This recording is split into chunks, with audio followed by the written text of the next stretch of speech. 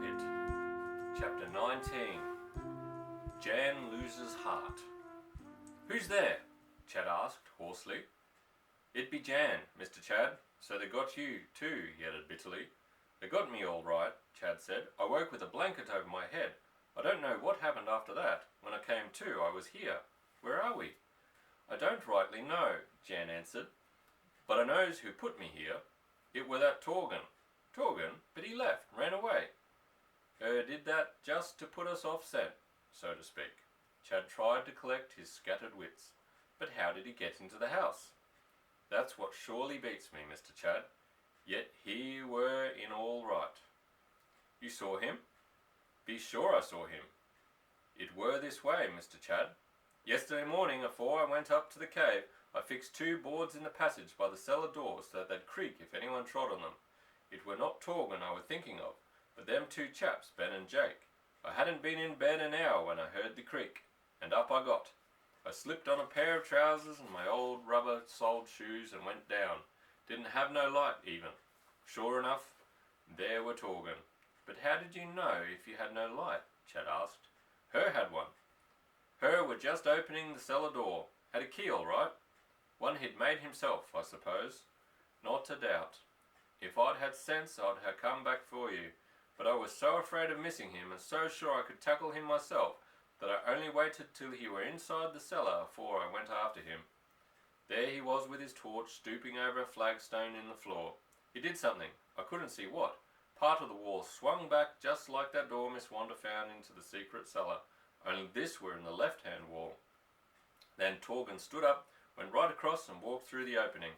I gave him plenty of time afore I followed. I were a bit excited, for I reckon he'd found the way down to this here Plunder Pit, as Miss Wanda called it. But I went quiet as a mouse, and I could see his light a-bobbing along a good bit ahead. The passage were cut in solid rock, and good as the day her were made." "Didn't you have a stick or anything?" Chad asked. "I had a kitchen poker," said Jan, and went on. "Passage curved, and his light went out of my sight round the curve. But I could still see the glow of it. What I didn't see was that the floor were wet with drip from the roof. Next thing I knowed I was slipping. Couldn't hold my feet nohow, and come down with a crack that nigh scattered my brains. Before I could get my senses again the fellow were on me. His hands be like iron. I never know he were that strong. He nigh choked me afore he let go.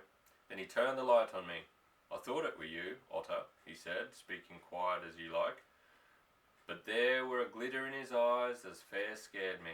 Then he rolled me over, put his knees in the small of my back and tied my wrists with a length of cord. He jerked me to my feet and dragged me along. I couldn't say how far we come, for I were fair dazed with the tumble and the scragging he give me. All I know is we come out in a wide place and there he dumped me down, tied my ankles and went back up the slope. A few minutes later he come by again and went on past me. Then the odds are we are actually quite close to the Plunder Pit," Chad said. He lowered his voice to a whisper. "Got a knife, Jan?" "No, Mr. Chad, and if I had I couldn't reach un." "I know, but I thought I might." "But ain't no way of getting loose, far as I can see," said Jan bitterly. "And meantime, that nasty thief will get away with all the stuff, whatever there be." "Our only hope is if Major Garnet should come after us," Chad answered. "Bain't likely. Her sleeps like dead. Then Clive will get in from the cave." "Like as not, Mr. Clive be trapped like you and me," said Jan. "They haven't brought him here anyhow," Chad answered. Jan did not answer, and Chad lay still, thinking hard. Presently he spoke again. "I can't imagine how Torgan got into the house. The doors were bolted as well as locked, so false keys wouldn't help him. Broken window, most like," Jan suggested. "That Jake were a proper burglar," Chad spoke again. "The fact that they came in through the cellar seems to show that they mean to go out again the same way. In that case, Torgan will have to come past us again." "Won't be no use asking him to let us loose," Jan said. "Her be hard as this rock we're lying on." "Hush!" Chad told him quickly. "Listen, what's going on?"